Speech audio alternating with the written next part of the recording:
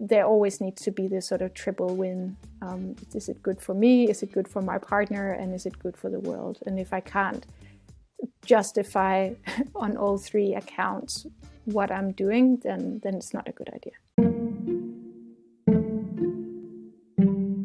Hi, I'm Bram van der Groes, and thanks for listening to the Before and After Show, the podcast in which we are zooming in on specific moments in life that brought you further. My personal before and after moment was specifically last year when I was not happy in my job. Fortunately, I was lucky enough that CCV gave me the opportunity to figure out what I really like to do. I have to say it was quite a challenge and I had to do a lot of puzzling, but eventually I knew what to do.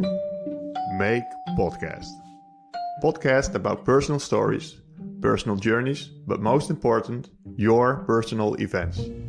These specific moments in life that brought you further. My manager loved the idea and said, go. So, enjoy this episode while walking, sitting, running, sleeping, or however you like to listen to podcasts. And let's start.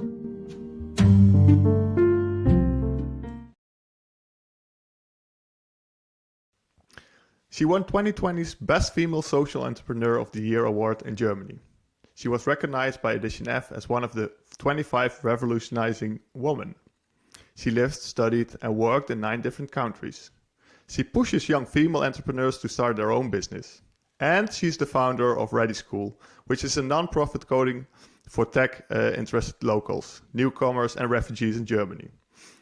With it, it offers the chance to join the startup and digital industry as software developers and testers. Because she founded this tech-related school, she's sometimes mistaken to be a programmer herself. But I think that's not right, right? That's true. Ladies and gentlemen, I hope I will pronounce it well. Please welcome Anne Kjaer. Welcome. Thank you. Thank you for having me. Happy to be here. Yeah, thanks for joining. Very nice of you to have some time and to share your story with us. So, first question, how are you? I am doing wonderfully. I love podcasts and I'm very happy to be part in one now. Are you experienced with podcasts? I've done a couple now, but mostly I'm on the listener side. I like getting inspired. Yeah. And what kind of podcast do you normally listen to? Oh, very different. The one I listen to the most is probably a Danish one where people can call in with their dilemmas, and then a panel of experts are discussing people's dilemmas. That's very entertaining. Oh, nice. And but only for the people who speak Danish. I also really, really enjoy 99% Invisible, which is about designing in general. Okay. And that's an English one? That's an English one. Okay. Highly recommended. You don't need to speak Danish. Okay. I'd like to start with some yes/no statements. Yes or no statements. And you can only say yes or no. And I hope that we will, during this podcast recording, we'll dive a bit deeper into these questions, these answers. So those three questions in total. Let's start with the first one. I always knew that I would start something for refugees. No. Commercial organizations can learn from non-profit organizations. Yes. Do you have an award in mind you'd like to win? Say that once again. Do you have a specific award in mind you'd like to win? The Nobel Peace Prize. Yes. Yes. All right. So that's a little teaser then already, the Nobel Peace Prize. It's just a small thing, I guess. You're gonna aim for the stars, you hit the moon. Exactly. We will get a little bit more insights and more explanation later on. So when I just met you, at the end you said, my mind is always spinning and thinking of things and new ideas. So I was wondering, at breakfast, how many new ideas did you come up with today? I actually had breakfast really late. So I forgot to eat. So I would say I probably had about 10 ideas before breakfast. So you had the time. So the later you eat, the more ideas you have. Yeah, I think some people who are into fasting would say that that's normal, but actually I was just pretty hungry and I went straight into meetings. Can't be recommended. So. No. But do you do fasting or not?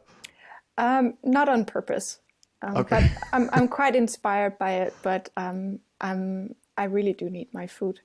I'm very happy eating, and I think I get a bit grumpy if I don't eat. So for the peace and quiet at home, I think it's probably better if I eat.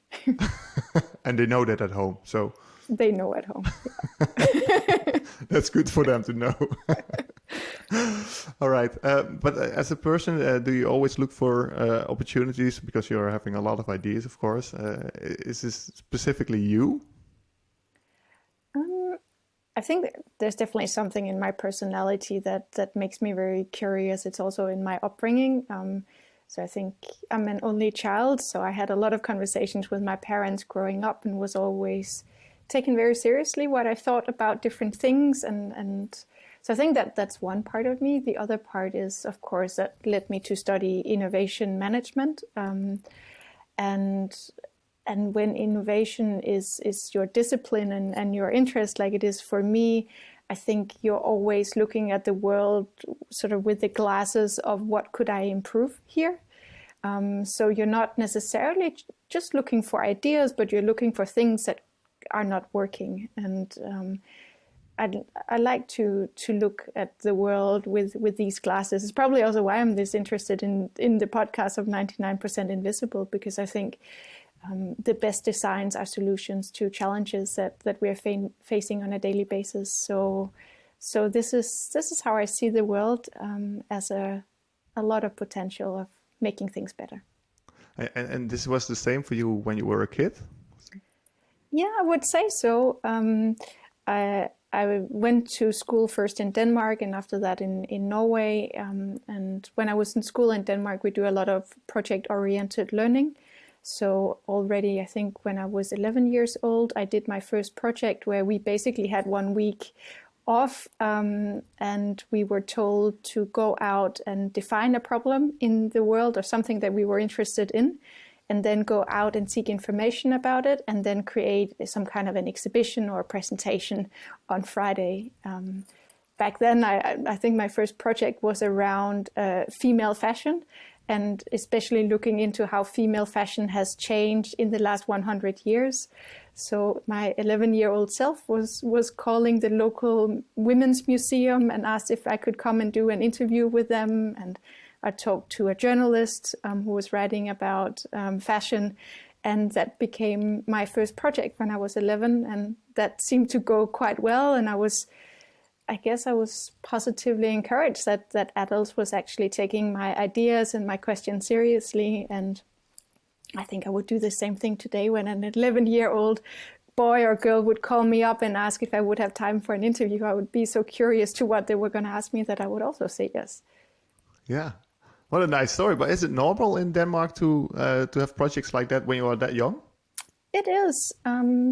And I think it's gotten more and more common. Back in the 80s and early 90s when I was at school, it was somewhat new. I think I was lucky to be in an environment and at a school that was encouraging this kind of learning. But since then, it has become more and more popular, thankfully. And I think it's possibly the best way to encourage more entrepreneurship if you start that early with small limited projects, but then they can grow from there based on the experiences that you have and being supported by hopefully good teachers who can encourage you to look and think in different directions. One of the projects I have later done called Kids Have a Dream is talking to young people and asking them to draw their dreams for the future.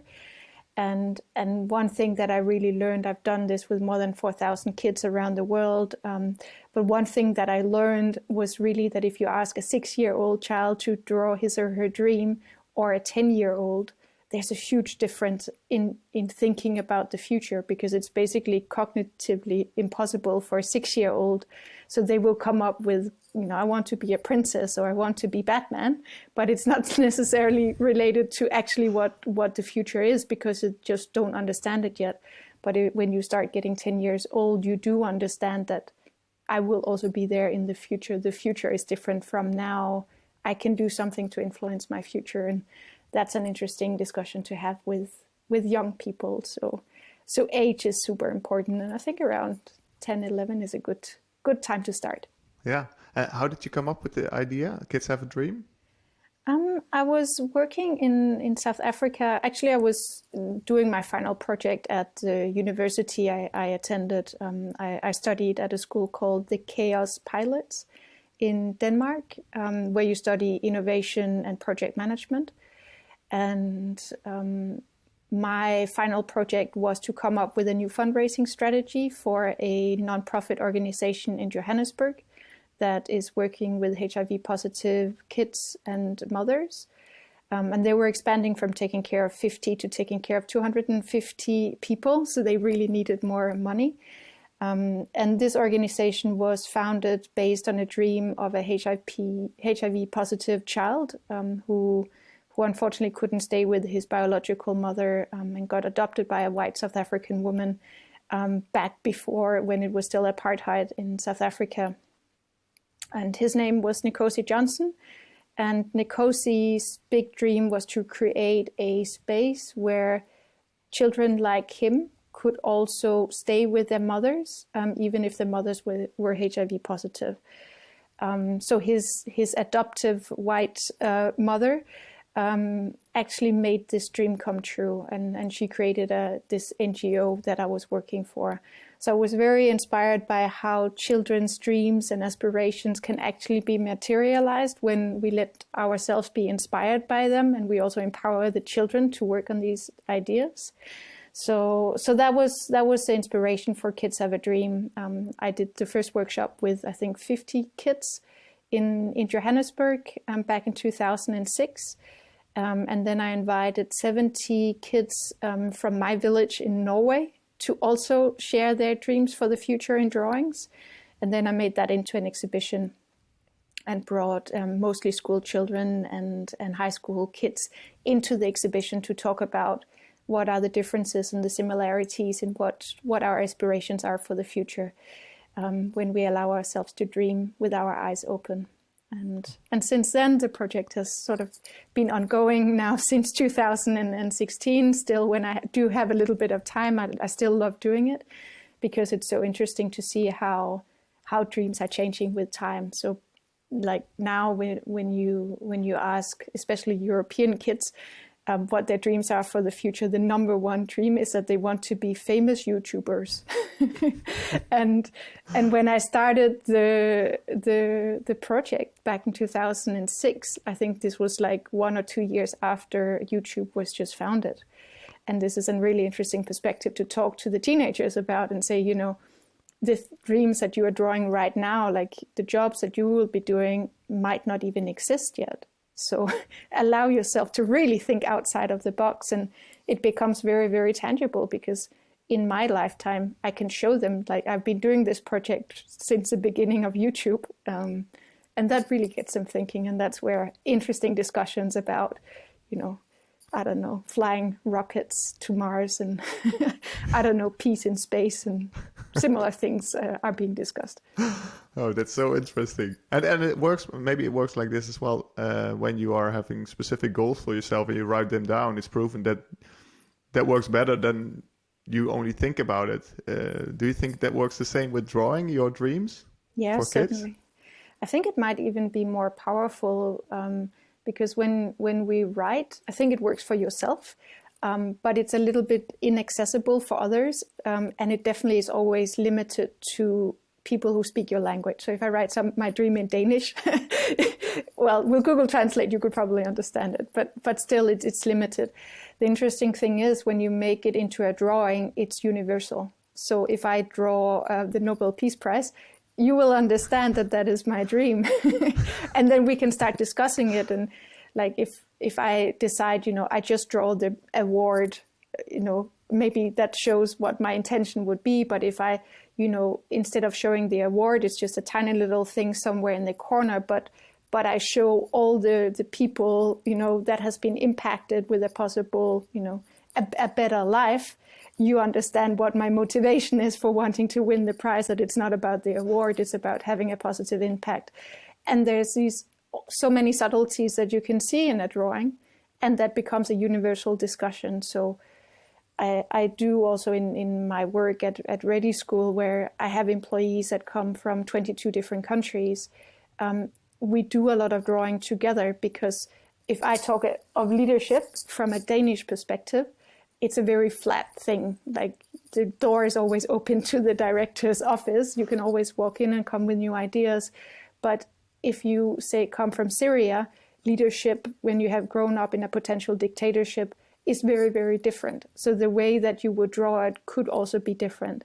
So when I need to communicate about actually what I want to see in my organization with the rest of my team, we use visualization a lot, just to make sure that we actually understand what each of us want. So this is something I've definitely learned. And on the other hand side, I think drawing is something that is still so playful, that something else will come out. Like, I think you can speak more from your heart and your imagination than when we are writing it. It comes from the head, which can also be smart. But I think you might be surprised what would come out if you were drawing your dream on paper. Yeah, it's a very interesting and inspiring one. Can you show me your drawing of the Nobel Prize? I haven't actually drawn it. Maybe after the podcast. I have drawn my vision for Kids Ever Dream, though. I was thinking that it would be so cool. Actually, my vision was on Ground Zero, which is such a place of, disconnection between people, that I wanted to gather. I think I wrote 100,000 drawings from around the world and make them into a big outdoor exhibition at Ground Zero in New York. I think that's what I drew. Oh, wow. So that's your dream for Kids That Dream. Actually, it's moved on since then. I'm in conversations with the Berlin Wall Foundation in Berlin. I have this idea that it would be great at one of the Berlin Wall anniversaries to project all the remaining parts of the Berlin Wall with dreams from kids from all around the world. I think that could be such a powerful symbol of unity and overcoming borders and barriers between people. So, but that's what I said. I have 10 ideas before breakfast. Exactly. But it sounds that this one is getting more concrete, right? Yeah. I'm moving towards it. It's not unrealistic. I just need to find the right funders who's going to help me materialize it. But I'll get there. Let's hope so.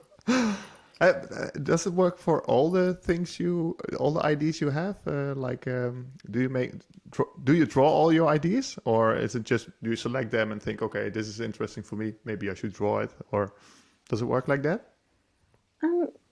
I would say I would draw the good ones. So when I can feel that there's something that is resonating inside of me, then that's a point that I would start drawing it. Or often, if I'm having a conversation with somebody else, I would tend to draw it, because it just opens up so many questions. And I think the level of attention from other people is so much higher when you actually draw something. So I do it a lot in the presentations that I have internally at the ReDi School. When I'm doing external presentations, I do it as well. You can see if you follow my Instagram, there's a lot of drawings there as well, because when I sit in conferences, I tend to draw the insights. So instead of taking written notes, I take drawing notes. And the fun thing is I can only do it online, of course, but when I was sitting at conferences in the past and you sit and you actually are drawing, it's a really good way to get in contact with the person sitting next to you, because they tend to get so curious. It's like, oh, wow, what are you doing there? And I saw it differently, and you start engaging with the content in a very different way. And I love how like drawing is somehow magnetic to people. I think it connects with something, I don't know, almost like biologically deep in us that humans have communicated with wall drawings when we were still in caves. And it's something that connects people. And everybody, when you started doing that, everybody accepted it, or did some think, oh, this is a weird way of making notes, or did they accept it all? I would say so, but of course, the people who didn't or who might not have accepted it, maybe they just didn't comment on it, and then you don't notice them. Yeah. But yes, I would say so. I've done also. I teach my team how to draw because there's some like 7 elements that you can basically anyone, like no matter how good you are at drawing, you can learn how to use these 7 elements. Within at least half an hour, it's easy to teach anyone to make these illustration notes, and I do that a lot, and it's been super well perceived across like my entire team. As I said, it's very international, and everyone is just having fun with it, and it's not about drawing something pretty. It's actually more about drawing something fast, and the uglier it is, sometimes the funnier it gets, because as long as I know that this little round thing you drew is a Coca-Cola bottle, Yeah. but you didn't have the time to. But if we decide that's a Coca-Cola bottle, that's what it is. And that's what I like, because it does require us to communicate around what was actually meant. Yeah. So yeah, it's been super, super positively received all the way to board level.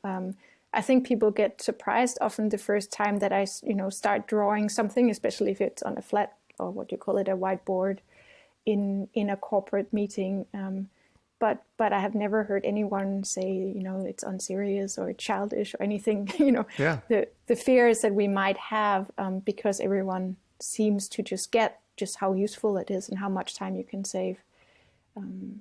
I can't remember. There's been a lot of research, but I think it's something like that you are like 30% like more likely to remember the content, or like you can remember 30% of the content when you draw it, in comparison to like, I think it's like 2% or something if you are just listening to it. Yeah. And that makes a huge difference. Yeah, absolutely. Yeah. What did you dream of when you were little, when you were a kid? I actually wanted to become a foreign correspondent. So for a very long time, I wanted to be a journalist, and to travel the world and meet many people and to report stories as a way to inspire others. So I think pretty much from the time that I was probably around 10 until I was, well, more or less 20, I wanted to become a journalist. But eventually, when I had to decide what university to go to, I learned about the Chaos Pilots in Denmark, and I could see that it was a perfect match. So I still like to write in my spare time, but today I think entrepreneurship has become my full-time hobby and job. Hobby and job, that's a great combination. And how did you get in touch with the Chaos Pilots then, when you were younger? So I was born in Aarhus, which is the city where the Chaos Pilot School is still located. There's another school I think in Basel, in Switzerland as well. And the Chaos Pilots were always very active in the city life in Aarhus when I was growing up. So when there was any festival or exhibition, often like the coolest, most interesting things were put on by the Chaos Pilots. So I had seen them or their work in action. Also, my father was a school teacher back then. He later then in his life changed his career a bit, but he was a school teacher, also teaching a lot of project-oriented learning to year 10 kids. And through him, he was very inspired by how the Chaos Pilots are teaching, so that one principle is that you don't have professors at the school. You have team leaders who are responsible for putting the curriculum and the speakers together. So if you do let's say a 3 months course on innovation, or let's say creativity, then you would have people coming in. There are neuroscientists that would speak about creativity in the brain, or you would have artists coming in and talk about how do they produce art, because that's a way of creativity. You would have maybe politicians to come in and talk about creativity strategy on a political level. So you have these team leaders who are putting together like the most up-to-date curricula from practitioners. And that was something completely new back. I studied there from 2003.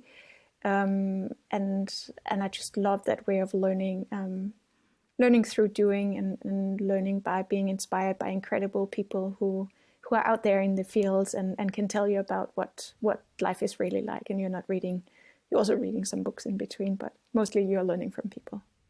Yeah. So that's really an innovative way of schooling as well. Yeah. I mean, I'm not familiar with it, but it could be me. But I think if you, at least how you pitch it to me, I would sign immediately to join that school.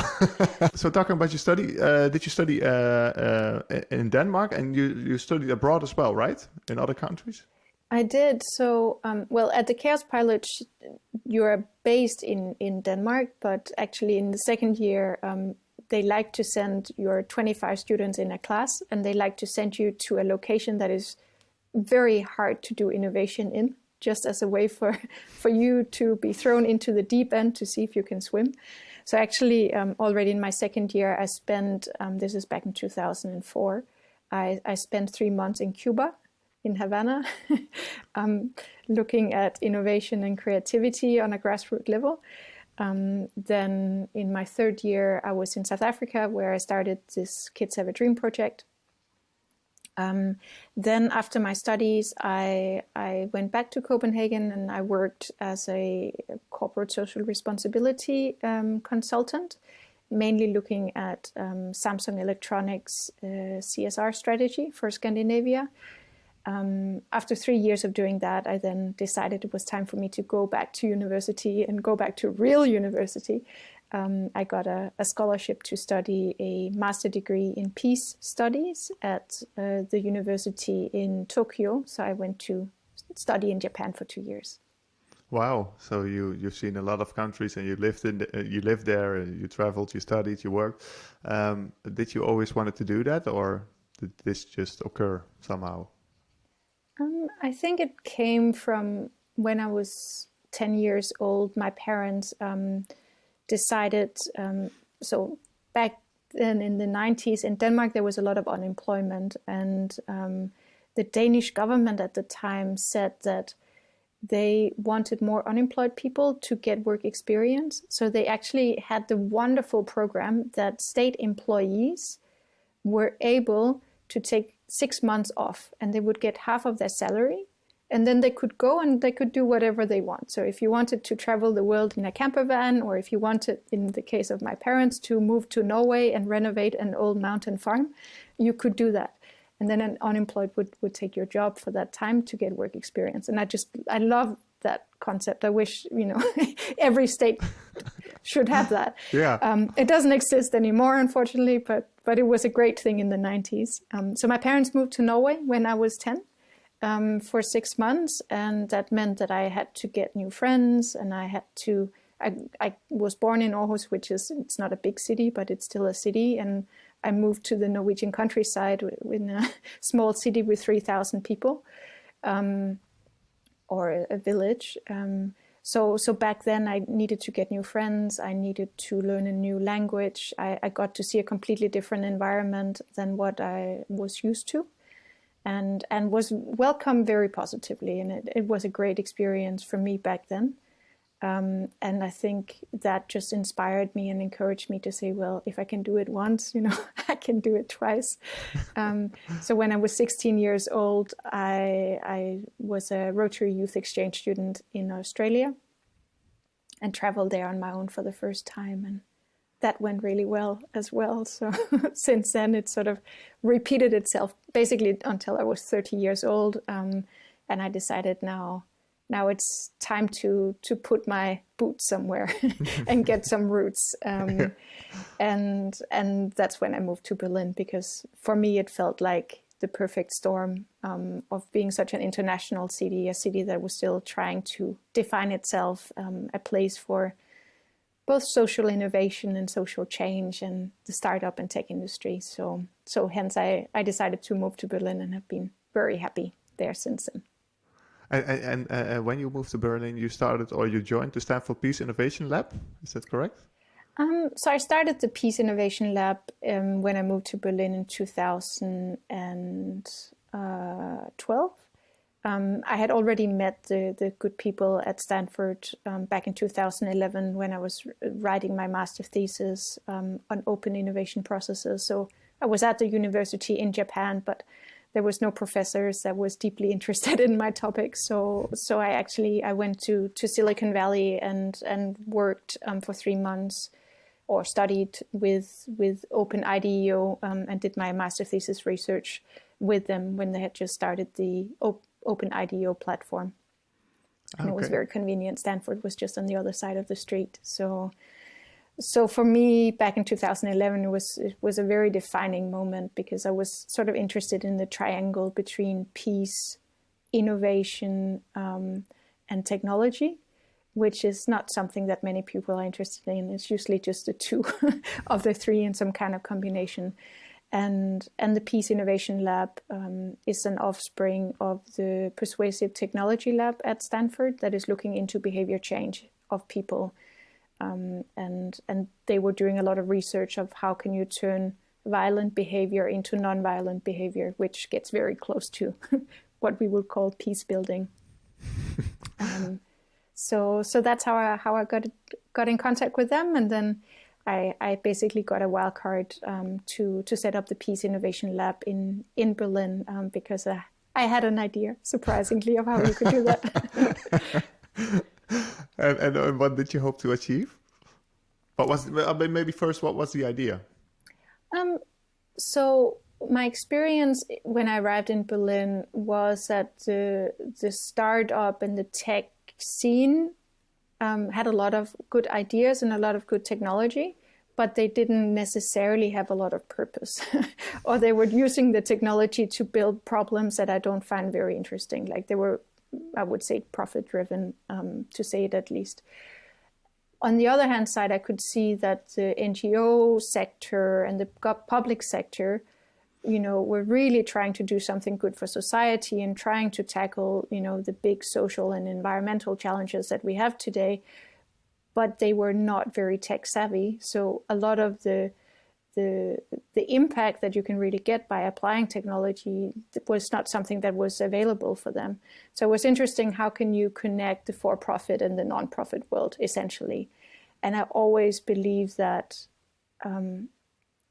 when people come together, this is where innovation happens. So especially the more diverse a team is, the more ideas will come out of it because people come with different perspectives. So my idea was once per month to do a 2-hour innovation sprint where we would go and visit a nonprofit in Berlin, looking at a social challenge, could be homelessness, to just give an example. And the NGO would present for half an hour what they were working on, what is the status of their work, and what challenges do they have. And then we would be around 40, 50 people, depending on the topic each time. And then we would split up into 2 small working groups of 4 or 5 people and brainstorm solutions to the problem that the NGO had. Then they would present it at the end after sort of 60 minutes of brainstorming. And then the NGO had a lot of potential solutions, but even more important, they had a huge network of people that they could draw on. So they knew if somebody specifically from a tech startup came up with a solution, whatever related to IoT, we can put some sensors under a bridge to really track how many people are sleeping here at what point in time, so that the people know when do we need to send sleeping bags. I'm making this up right now. It might not be a very good idea. But I'm just trying to sort of connect it and see, what has IoT and homelessness got to do with each other? On the surface, not a great deal, but maybe it could have, and maybe this is the smartest way to move forward. And these ideas can only exist when we are able to meet people that comes from a different perspective than what you and I are working with. Yeah. So that was the idea of the Peace Lab. Also very important, after the 2 hours of brainstorming, we would always book a restaurant next door and we would all go for a drink together. and I'm saying this because this was really where a lot of the networking was happening. So people just getting to know each other, and once you have worked together for 2 hours, it's incredible the amount of trust and openness that actually comes from people when you understand, wow, you also spent 2 hours of your evening trying to support somebody with homelessness. For instance, the ReDi School that I'm leading now came out of one of these innovation sprints. So some of them have turned into startups. Several of them have turned into startups. How cool is that? It's not bad. Yeah, exactly. Yeah. In a way, I could have said that.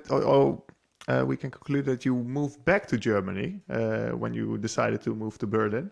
That is because your family originally has their roots in Germany. Is that correct? Yeah, my father's family were German. So two generations ago, in 1933, my grandfather and my great-grandfather unfortunately were forced to flee because they were pacifists. And they were running a printing press in their 30s, which was not that popular by the Nazi regime that was in place at that time. So I come from a refugee family myself 2 generations ago. So the reason I can talk to you today is that people in Denmark were opening their arms back then and were able to give my family work as well. To move to Denmark? Was it the closest by, or? It's a good question. I actually don't know. I think it really was the closest by because they were in Schleswig-Holstein, so the most northern republic per se. They could have moved to Belgium or to Luxembourg as well, but I think probably it was really the closest by. I think like we're seeing today, most refugees are of course not in Europe. They're in the countries right next door to, if it's in Syria, then they're most likely in Jordan or Lebanon.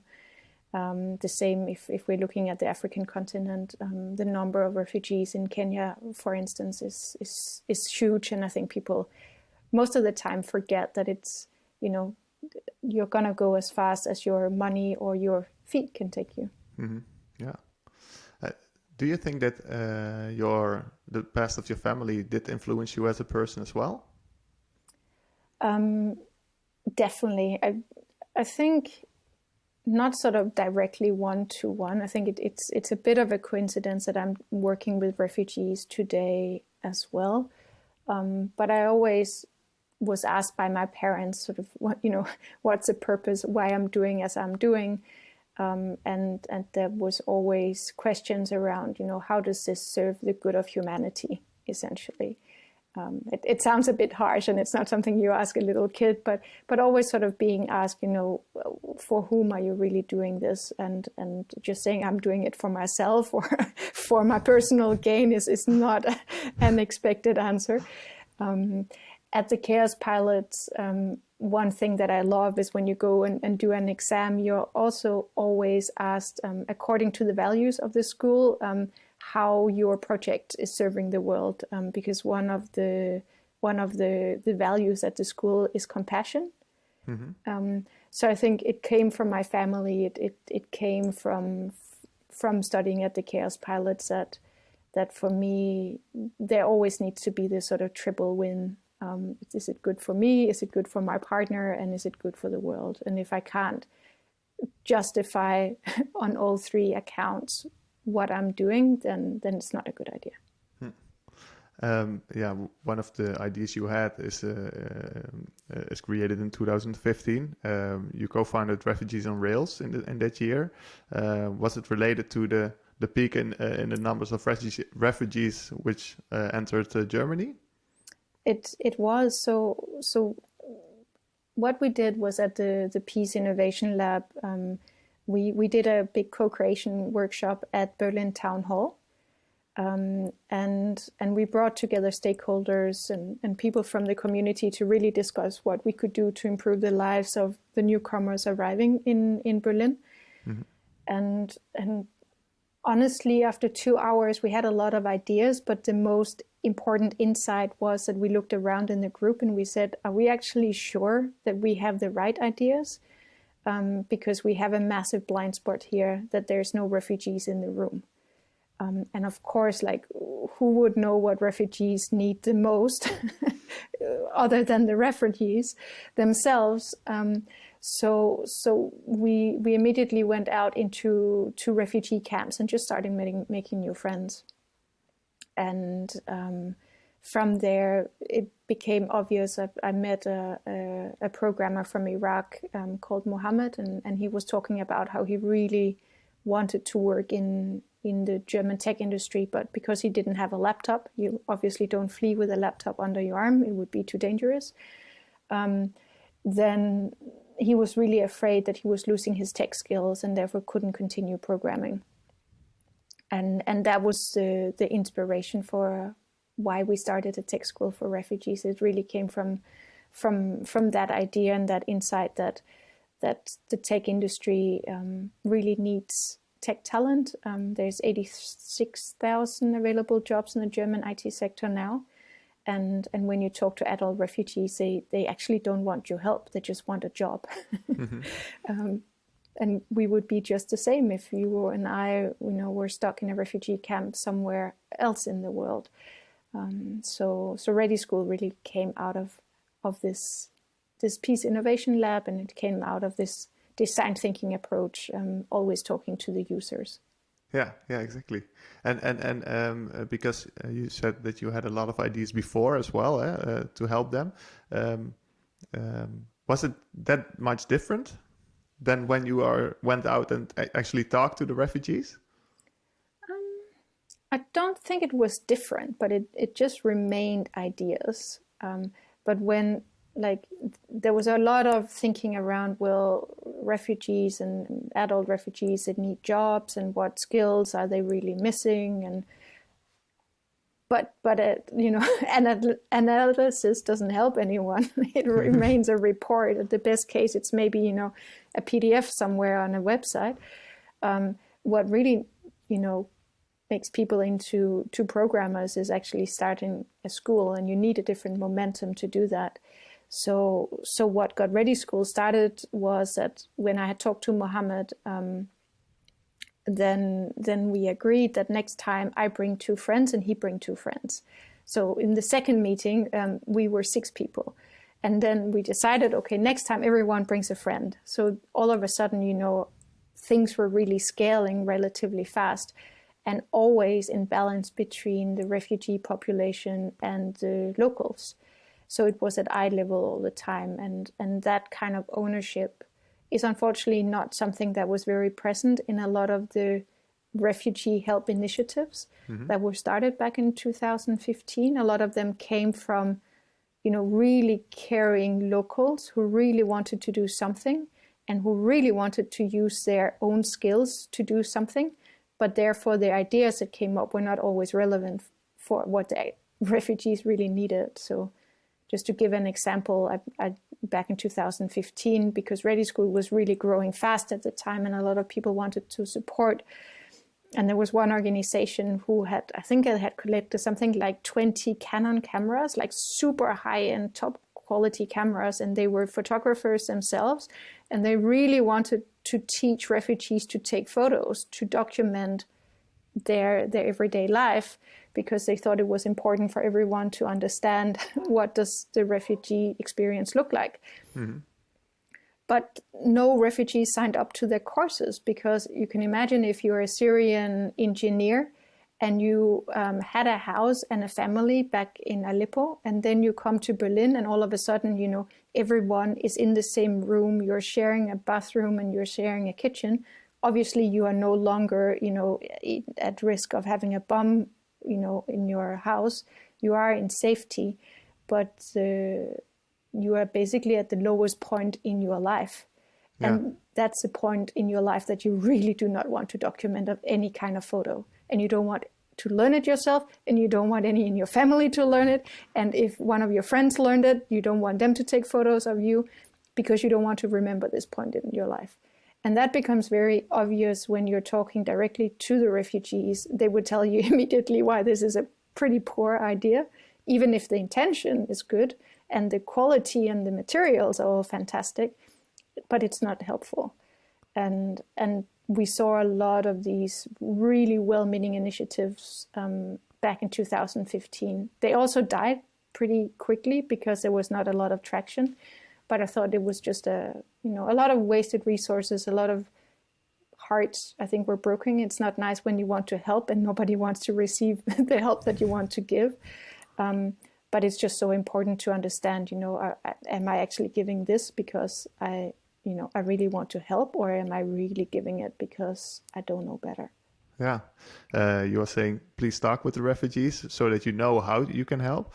Did that mindset or approach change along the way, or is it still the same? And is there still some improvement left? I think it's a general problem for most innovation processes that we tend to forget to talk to the end users. So I think it's something that it's not related to charity work in itself. It just becomes very clear when it's charity because the difference between giver and receiver tends to be pretty big. But I think you can see in a lot of companies, like the product owner might not for a very long time have spoken or actually seen a user of their product in real life. So I think it's something that we always have to remind ourselves of and continue to do this kind of research. Like I have to do it myself as well and talk to the newest students at ReDi School when I get the chance to understand if the solution that I created 5 years ago is actually still what they need, because it can change and they will have new ideas. So, and we do that at ReDi School. Maybe not so much me, but I have a team who is working closely with our students to make sure that everything is co-created. Mm-hmm. So I think it's a general challenge that we tend to forget to include the users. And you need to get over your risk of failure. It's not so nice to come and talk to somebody and they're going to tell you why your idea is bad. Mm-hmm. But through that conversation, hopefully you can get, to a much better idea, or, they would say, but if you do it like this, I would tell all my friends, and then you know that you're onto something. So maybe we sometimes go out and we don't want to present something before, it's perfect, but then when we think it's perfect and we meet the harsh reality, then it's not a perfect idea anymore. So the sooner the better that we can go out with half-boiled ideas, the better I think it is for actually having an impact. Yeah, it's true. For the listeners, to be clear, you initiated, you were the co-founder of Refugees on Rails, and you started with that, and the idea behind that was basically the same, I guess, as ReDi School. Mm-hmm. Is that correct? Yeah. So Refugees on Rails was started based on the idea that the programming language that would be the easiest to create a product with, the fastest, would be Ruby on Rails. So the name of the project was Refugees on Rails. So Ruby on Rails and refugees put together. But half a year after we started, we realized that if we only stay with Ruby on Rails, we are limiting ourselves in terms of who can actually participate. And the tech industry needs Java and JavaScript, and they need Python, and it's a big field. We also heard from the students themselves that they don't like to be referred to as refugees. So their self-reference is, I am Luna, I am Rami, I am Munsa, and I come from Syria, or I come from Iran or Iraq or wherever. But this label, refugee, is not something that is attractive to anyone because there's so much stigma around it. So we actually changed the strategy slightly, and we set up ReDi School as a different organization to get around the whole naming, and also to open up the school to different kinds of tech skills. Was it a hard choice to split it up, or did you continue together?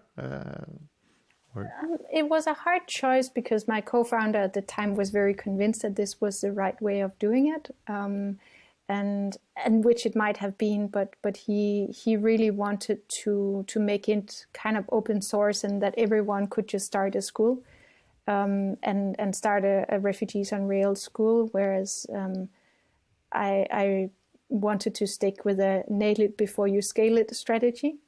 So not grow too fast before we actually knew if if we were able to create good content, if our students were landing in jobs or internships afterwards. So it was a bit of a tough time understanding, are we one organization, are we two organizations? And eventually we decided to split up. Yeah, and when you split up, you continued with ReDi School. Did you? You already shared that you had a lot of talks with Mohammed, for example. But then you needed to create the platform, right? At one point, did they play a part in that as well? Did they maybe develop or program the ReDi School platform? So Mohammed was engaged in the first couple of weeks, but then he decided to that he should focus on his German language skills. So Mohammed is a dear friend of mine today, but he was not part of ReDi School from like after a couple of weeks he left, but then he came back, I think in the second or the third semester, and then studied with us when he was done with his German studies. So the way that I built up ReDi School was basically from day one. I put a post on my Facebook page, and I said, if I start a tech school for refugees, who can help? And then the next day I could see people who said, I can donate a laptop, or I have a teaching space in my company, you could use that after hours, or I can teach. I have a background in Java, and I will be happy to come and teach once per week. All the way to, I have no idea about technology, but I'm really good at baking cake, so I can bring cake on Saturday, and that's also a good way to get people together. So it really started just from that community posting on Facebook, then starting to collect laptops, refurbishing laptops. We started doing the first teaching was in a refugee camp, where we realized, oh my God, when we need to transport 20 laptops, and it's 20 different laptops, and like what plug in, like what power, cord fits where. It was just a big mess, but this is why you do pilot projects, basically to learn everything that doesn't work. So the first lesson was pretty miserable, I would say. We probably, intending to do an hour of teaching, and we did 1 hour. But again, 1 hour was better than no hour. But then the second time, we knew exactly, okay, we need to have a location when the students are arriving, then laptops needs to be set up. So the second time was already significantly better. That eventually became a 2-week trial, and that then from February 2016 became the 3 and 4 month courses that we are doing now. Cool. And so via your network, you really kicked off with this project. What is now not a project anymore? What is a full company? And the students, how did you manage to get these students in? Bring these students in, because on the other hand, you are saying refugees wanted a job at that point. Were they motivated to start studying again before they were going to work? Yeah, the interest was super high, and remains very high. We can see that I think it's 70% of our students actually come through word of mouth marketing, so meaning that a friend or family have told them about ReDi School. And that, of course, then propels the more people we educate, the more people we are able to attract as well. The second channel that we use to get students is social media. So really being in the places that newcomers are online, whether it be Facebook or Instagram or Twitter. Facebook has been really, really, I would say, the biggest channel for us. I also have staff in my team that have a refugee background themselves. So it means that language-wise, we're able to speak Tigrinya, Farsi, Arabic, and a number of other languages as well. So that helps. And many of my program assistants are really going actively into these groups. So if it's like a Syrian cooking group on Facebook, there's might be a lot of female Syrians in that group. Then we can say, are you interested? And then they will start talking to them, talk in Arabic, and then tell them about the initiative. We also teach the very beginner courses with translators, so we can teach Integrinian if you come from Eritrea. Say, you might not yet speak good enough German to start, but we don't want your language to be an obstacle why you can't start studying technology. Eventually, we want you, of course, to be learning in German or in English, according to what kind of job you're going for. Yeah, it sounds really inspiring. What you were actually doing is building up a huge community. Is that correct? Yep. I'm always so much interested in building up communities because it's fascinating how it works. What's the big? Can I say that you are a community builder? Is that your specialism, or? I think that would be that would be true. Yeah, you cannot say anything else, I guess. But what's the biggest trick behind building up a community? I think there are two things. One is to be really good at asking questions, so to really ask for help, because if I wanted to do ReDi School on my own, I would fail miserably, and my day only has 24 hours like everyone else. But already, if I convinced you to also work on this, we have more power and more energy. And if you bring two friends and I bring two friends, then it gets more exciting and fun. It also, we have a lot more energy. It gets much more manageable. So I really always start with being very clear on what do I need help with. And then I go out and then I ask people if they could help with that. And if they can't help with that, maybe they know somebody else who could help with that. And that kind of attracts people. I think it helps that the purpose is, of course, something that is I think, of great humanity and something that touches people on a deeper level. So that has some kind of traction. If I said I'm going to go out and I'm going to, I don't know, do an initiative to make a lot of money for myself, I might not get so many volunteers. But if I'm going out to say, I'm going to tackle pollution in the water, all of a sudden, I'm sure that I would get a lot of people who would say, I'm really passionate about this cause as well. Tell me what I can do to help. And that's where you get started from. Yeah. So I think that's one thing. And like you were saying in the very beginning, I'm not a programmer. I'm heavily misquoted that I'm a programmer. And I think it's important to know that I'm not a programmer because it makes me very humble about what I am good at and what I'm not good at. So I am not teaching at ReDi School. And I know that I need people to teach because this is not something I could do on my own. So I'm very good at being humble and then asking experts to come in and use what their strengths are to support the community. And are all those people who support you, are they doing this for free or are they paid for? It is a non-profit organization, obviously, but how do you cope with that? It's a combination. So at the moment we have about 550 volunteers working with us. About half of them are mentors, so doing one-to-one mentorship. So you could be a mentor and then you're meeting one of the students 1 hour per month over 6 months and are supporting them. Maybe if they're about to get a job, then how do you write a CV? How do you improve your LinkedIn profile? How do you prepare for a job interview? Or as we say, survive a job interview. So a lot of people are doing sort of one-to-one mentorship. Then we have the tech teachers who are really teaching the tech topics, mostly on the evenings or on the weekend.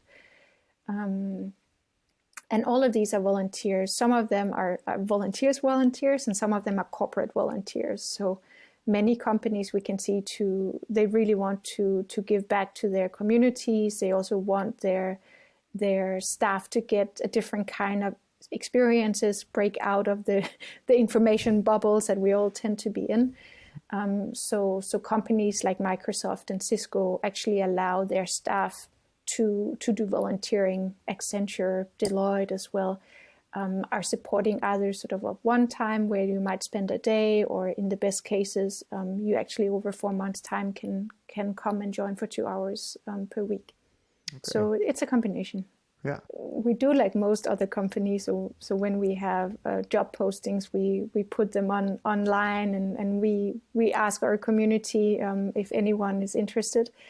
But I think the one thing that has been super important for me is the final question that we always ask ourselves when hiring a new staff is, would we sit next to this person for 24 hours on a flight to Australia? Because it's so intensive to work in an NGO. It's intensive to work in a startup, and we are spending a lot of time together under high pressure. So you really need to make sure that you can trust your employees and that you enjoy hanging out with them, both at work, but also if you need to outside. So yeah, anyone in the team, I would gladly be on a flight with them. How did you come up with that? I think somebody actually recommended it to me when I was looking into, what's the best practice for hiring. And I don't know, maybe it might have even been in a podcast. And I was like, yep, that's it. This really, really makes sense. And I can say that since we have implemented that, we've not had to say goodbye to any of our employees. I think it's the best tip that I ever got. And did you actually practice it? Yeah. Yeah, so you fly for 24 hours? Sorry. No, we haven't flown to Australia yet. I think the longest flight we've had is 3 hours. But yeah, I mean, we work so intensely with each other all the time and really try to have an open and frank working environment. Psychological safety is a huge part of what we're doing, and it of course needs to start also from the leadership of how I go about being open with my employees and how we can talk about tough topics where there might not be a solution, but you need to open up yourself. Yeah, and along the way, did you change your strategy for ReDi School? Did I say? Yeah, sorry. Yeah. Yeah, it's a process that is always changing. So I would still say that ReDi School we're still trying to nail it.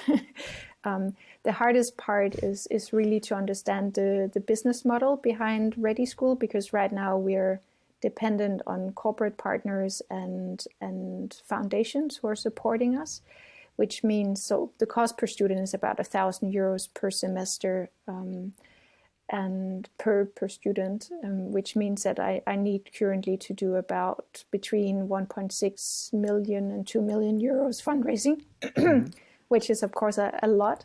And we are looking into, well, how can we work closer with the EU? How can we work closer with the municipalities? How can we work with the job centers? Those three mentioned are extremely bureaucratic and are not really all that impact oriented as we are. So it's hard to work with ministries, but we can see that only once we really understand how do we have a sustainable and scalable business model, that's when we can start looking into global expansion and say, why is there not a ReDi School in Venezuela or at the border in Brazil? Because there's a lot of refugees or migrants coming across the border. Why are we not in Texas and working with Mexican, migrants coming to America? There's a lot of really, people eager to work and eager to learn all around the world who's on the move, that we can help settle in a good way into their receiving communities. But in order to scale on a global level, we still need to really nail the business model better than we're doing right now. And that's what I'm working on. So it's work in progress. Every year we expand, we learn something new, we test new things out. So yeah, ReDi School is definitely a living system, I would say. and you're ambitious to go to Brazil, etc., to take over the world with ReDi School in that sense. Maybe not take over the world, but global expansion for sure. Exactly. What can commercial organizations learn from non-profit organizations? Well, that's a really good question. I think a lot of it is purpose, and working with a triple bottom line. we of course I need to pay my staff a salary. that is clear. I need to pay my own salary as well.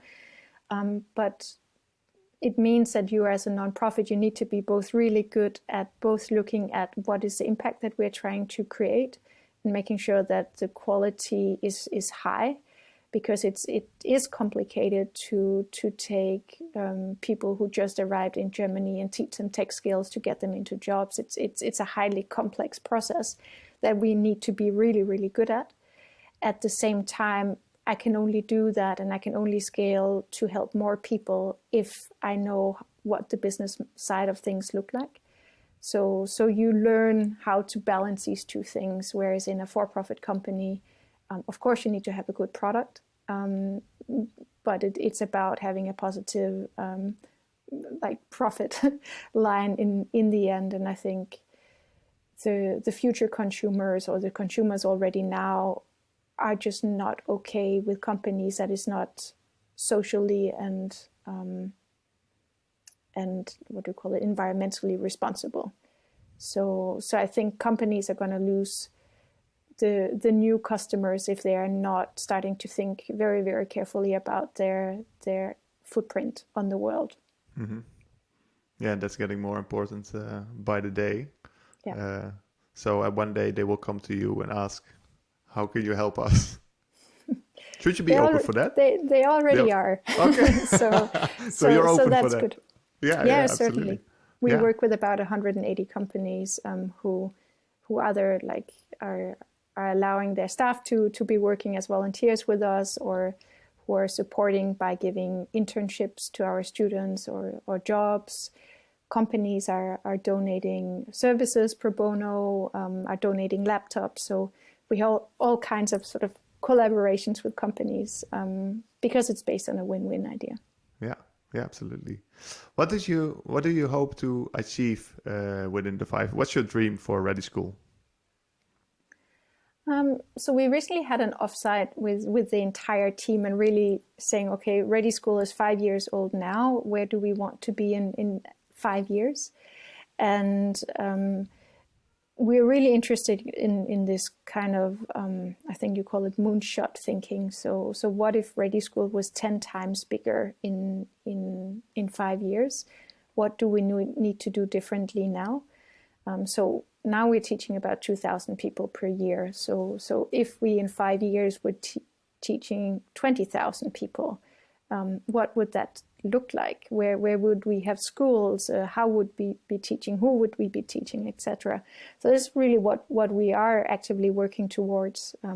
We are implementing a Salesforce system now, so really having a good way to manage our data so that we can be really sure that the things that we are investing in is really where we can make the biggest impact, that we can learn from our data as well. We're looking very much into the business model and trying to understand how we can really work better with the governments, how we can make sure that the governments are impact oriented and not just interested in the bureaucracy of it all, to make sure that the taxpayers' money are well spent. You can also do that in different ways than what it's sort of implemented now on a European level. So my dream really is 20,000 people in 5 years' time. Got to set the barrier high, but why not? Yeah, exactly. And did you ever expect this 5 years ago that it would become such a success already? No, not at all. It really was the conversation that I had with Mohammed that then led me to have a conversation with Weston, who was my co-founder at Refugees on Rails. And one thing took another, and all of a sudden, 5 years later, we are here. No, I totally didn't expect it. No, and you will never stop. Looking at the time, I'd like to ask a few more questions and then wrap it up, unfortunately, because I really enjoyed this conversation. But you were talking about the Nobel Prize. So that's the next award you're aiming for. Maybe not the next one, but no, I mean, it sounds a little bit insane to talk about, and winning it is not my goal per se, but it's really about thinking, how can we change, how can we radically improve the lives of people and even, thinking that if I in 5 years can change the lives of 20,000 people, if you look at the refugee crisis overall, that, it's a drop in the ocean still. And I'm interested to really have a model that is universally scalable. We know technology is, it's here to stay. It's only going to get more and more global. We need to find ways that communities can make sure that education is implemented and given access to the people that could not afford it themselves. So I am interested in finding the recipe or a solution that would empower any community around the world to make sure that the digital gap is not growing. And I do think that if I'm able to do that, then it is worthy of a Nobel Peace Prize. Yeah, absolutely. Absolutely. Well, the things you are doing right now is already a big achievement, of course. And I think it's a mindset. If you strive for something, you will act on it. And let's hope that this will happen at one point in your life. I just hope I'm not going to look back at myself 5 years from now and say, "Are you crazy?" What was I thinking? Oh yeah. Oh man. Well, we'll talk in 5 years, and then you can share that thought with me. Let's see. Yeah, let's see. My last question is: you are a mentor as well for young female entrepreneurs. A short question: what's your goal there? You're a young female entrepreneur, of course, and I think a very inspiring one. What do you try to achieve, and what's the message you'd like to share with them? So when we look at female entrepreneurship in Germany, only I think it's 16% of entrepreneurs are actually female. And I wish that was 50%, because I think the kind of ideas and the level of innovation that we would have would be completely different. And then I think we would be much better off. So my hope is that we get someday to 50%.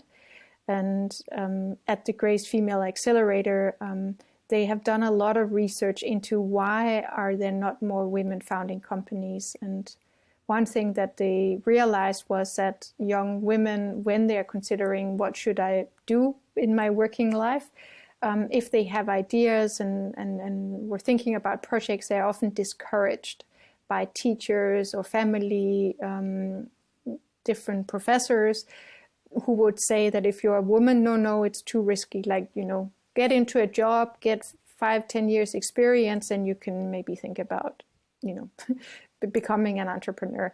And it's not to discourage women per se, but it's something about this risk factor that is really impacting women in a different way than it might be impacting men, at least in a Western context. Which I think it's a shame. This is not the way that you encourage women to start more companies. So I think it's important to build supportive communities where female entrepreneurs who have experience, who have tried it, not necessarily just tried it successfully, but anyone who has tried it, because there can be so much to be learned from failing and building something. Second time you will do it differently and much better. And it's important that we have these safe communities where we can learn from each other, where we can encourage each other. And Grace was really set up to be a place where especially young budding female entrepreneurs can come and learn from each other, encourage each other, and start businesses. And it's been extremely successful so far. I think almost 60 companies have been founded in the last 3 years out of the Female Accelerator. Wow. Yeah. It's always nice to see those numbers, I guess. Yeah, the proof is in the pudding most of the time. There's a lot, if you read policy papers, it's like, how do we get more female entrepreneurs? And there's so much words and there's so many strategies. But again, how many companies were started based on this beautiful piece of research? Oftentimes it's just not there. And that's a shame. But I think as an entrepreneur, show me the proof, show me the evidence. And if you can build 60 companies in 3 years' time, what if there was more funding from the government? We could be doing that 10 times more. Yeah, exactly. Very nice. Okay, Anna, I'd like to thank you very much for your time and sharing this inspiring story. My last question for you now is: do you know somebody else who could be inspiring for the before and after show as well? I would actually recommend my husband, which sounds a bit sleazy. But actually, Jan Bartel, who's my husband, he is the founder of the Grace Female Accelerator. And I think that is really interesting because most people would think that a woman has founded a female accelerator.